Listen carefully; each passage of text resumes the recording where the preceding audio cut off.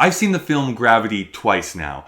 It is awesome in the very true sense of the word. And that's not just because of the technical aspects of the film, but the very craft of the filmmaking. For those of you unfamiliar with the film, almost anything I say could be construed as a spoiler. So go and watch the trailer that I'm going to go link down in the description below and see if you even want to see it. And if you don't, then we can't be friends. And you're probably a racist. Also, I'll be spoiling the entire film in this video, so you have been warned. Throughout the film, there are tethers, both physical and metaphorical. Let's start with the physical. For safety reasons, Sandra Bullock, who plays Ryan Stone, is tethered to the satellite that she is helping to repair. This is her lifeline. She is the inexperienced person of the group, of the crew that is up there in space. And that, for her, very realistically, is her lifeline. When hijinks finally ensue, she becomes untethered from the satellite. She is now aimless and driftless and spinning through space. This, of course, mirroring her previous life, where she is really just spinning out of control. We know that she lost a young daughter, and that has completely changed her entire life. She is no longer really focused on friendships or family. She's just focused on work, trying to forget this terrible thing that happened to her in her past. She is snatched from aimless floating by bright blue-eyed, even though his eyes are brown, Matt Kowalski, played by George Clooney, Dreamboat. They are tethered together for only a short while, but they are trying to find a nearby space station so they can be sent back home.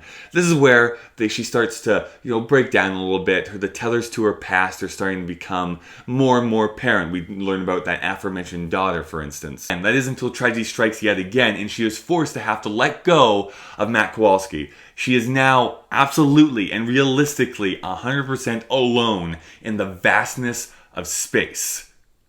Symbolism. I'm telling you, this movie is an English major's wet dream. If they had thrown in a Shakespeare line, I would have had to run out of the theater to fetch a new pair of pants. There's this beautiful framing shot that Alfonso Cuarón, the director, does about halfway through the film, where Sandra Bullock finally gets into the space station and she sheds off all of her spacesuit stuff, and she just takes a few moments and breathes, takes in the oxygen, and then she just kind of curls up on herself. Her knees come up to her chest, she bows her head forward, and we just stay there for a while. And the sun pokes through, is like shining through the background of the window that we see, and there's kind of this tube that kind of walls out from the left side of the frame.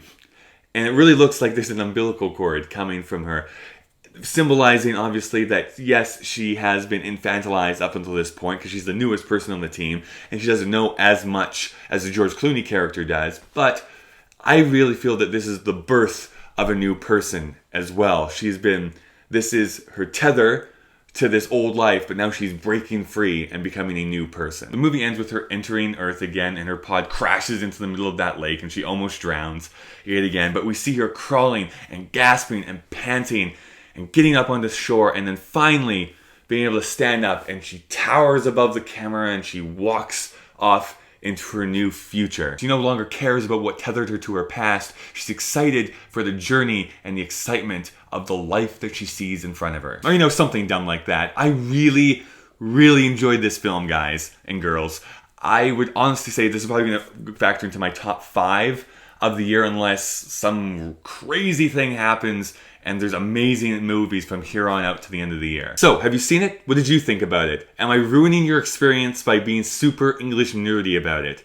Let me know down in the comments down below, and I will see you all again next Thursday. I'll pat his head and be like, I don't know how I'm time traveling, but I am.